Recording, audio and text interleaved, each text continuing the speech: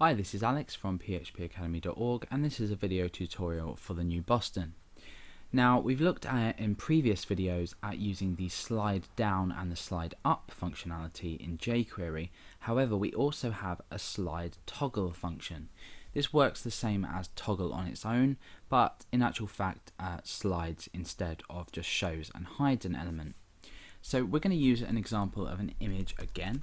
I'm going to create an image tag, and I'm using this image called tartan.jpg. I'm going to give it an alt attribute of just tartan, and I'm also going to give it an ID. Let's do this just at the start here. So I'm going to say ID is equal to image. Now I'm going to have a button just up here, so an input type, and that's going to be button. The value is going to be, we'll just say toggle. That makes sense. And I'm going to give this an ID as well. This is just going to be toggle. Okay, so I'll just finally surround this in paragraph tags to make everything a bit more separate. And then let's go over to our browser and preview it. Okay, so we've got this image here and we've got toggle. So what we want to happen is we want this to slide up and slide down every time we press this toggle button.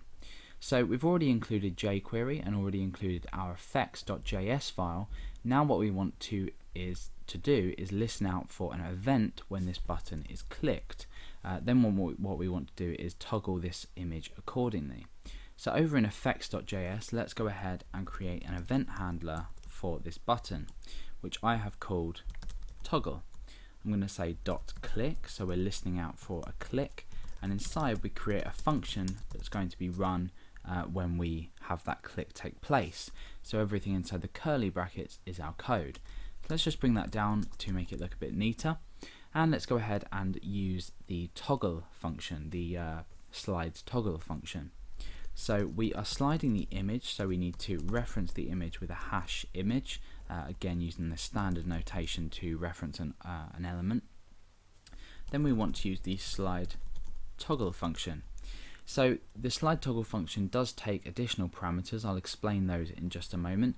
However, let's return to our page and see what we have. Let's click on toggle. You can see that that has slid up into the corner. When we click toggle again, it will slide back.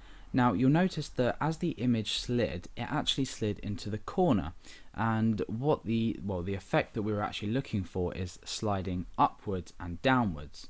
And the problem with this is because we're using an image, the effect doesn't have the same output.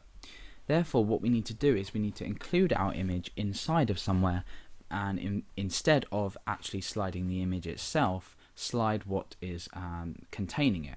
So instead of the ID being inside of the image, we're going to give it to this paragraph just here. So the page is displayed in exactly the same way. However, all we've done is we've actually called the paragraph ID image, rather than the image itself.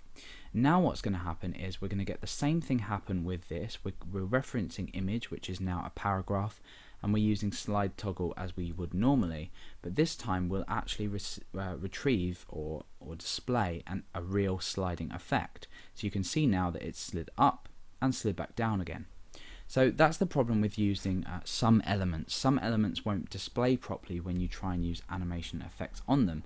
However, just by creating a paragraph with this image inside, we've retrieved a perfect sliding effect. Now we do have other options for this slide toggle function, for example the speed. Again, it can be a textual or numerical representation of a speed. For example, we could do 2000. You also can change the animation type. So for example, at the moment it sort of bounces almost, it swings. It's hard to see when it slides fast.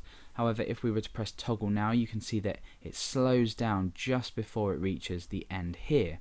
We can use linear in this case to slide exactly, so it will maintain the same speed as it slides. So if you watch now, it maintains exactly the same speed as it slides up and down. So it depends on what kind of effect you're looking for, but by default this is swing, and the other option, and the only other option, is linear. We can also have a callback function, which we've discussed in other parts of on other tutorials, which I won't be demonstrating in this case. However, for now, that's how to use the slide toggle function in jQuery.